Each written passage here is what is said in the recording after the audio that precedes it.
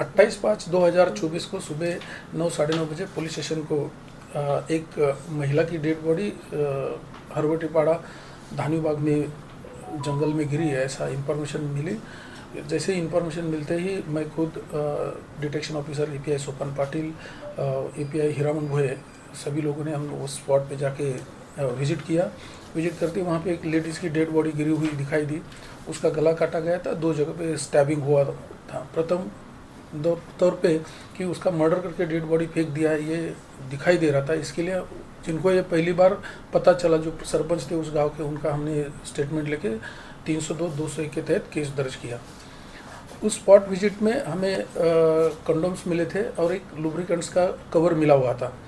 उस कवर के ऊपर जो बैच कोड रहता है वो कोड यहीं से कहीं यहीं अपने एरिया से वही मेडिकल से ख़रीदा हुआ होगा, ऐसे अंदाज़ा करके मैंने डिटेक्शन ऑफिसर एपीआई पाटिल साहब को ये कौन से मेडिकल में से बेचा गया है ज़रा पता कर लीजिए कि मैंने उनको आदेश दिया।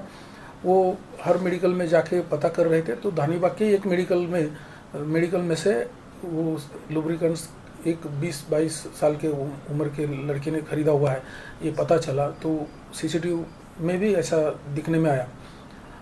इन बिटवीन हम लोग जो डेड बॉडी जो मिली थी उसने बुर्का पहना हुआ था, तो उस हिसाब से वो मुस्लिम की लेडीज़ की डेड बॉडी है ये पता चला था। इसके लिए हम लोग अपने एरिया में मुस्लिम लोग जितने भी रहने वाले हो, मतदार यादी में नाम जिनका है वो हम लोग ढूंढ रहे थे।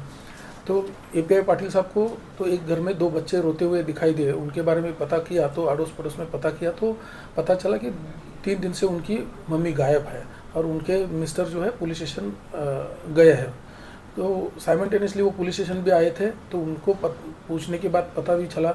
और उनको जो लेडीज़ के ऊपर से जो बंगड़ी मिली हुई थी, उनके कपड़े वगैरह दिखाई दिए। उसकी पैर की उंगली छोटी थी, वो फोटो के ऊपर से दिखाने के बाद उन्होंने पहचान लिया कि उनके ही औरत की ये डेड बॉडी है।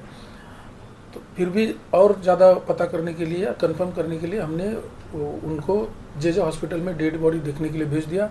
डेड बॉडी देखने के बाद उन्होंने बता दिया कि ये डेड बॉडी उनकी औरत की ही है।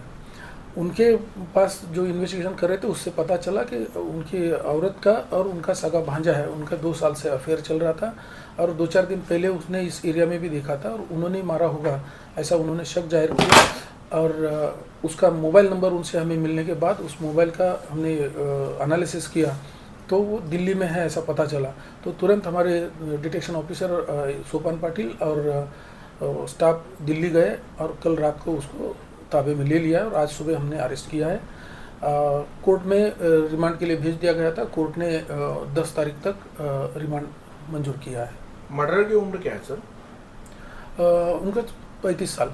और मर्डर जो आरोपी है सर वो उसका बैकग्राउंड क्या है? बैकग्राउंड में या बेसिकली सिद्धार्थ का रहने वाला है और मोल मजूरी करके रहता है।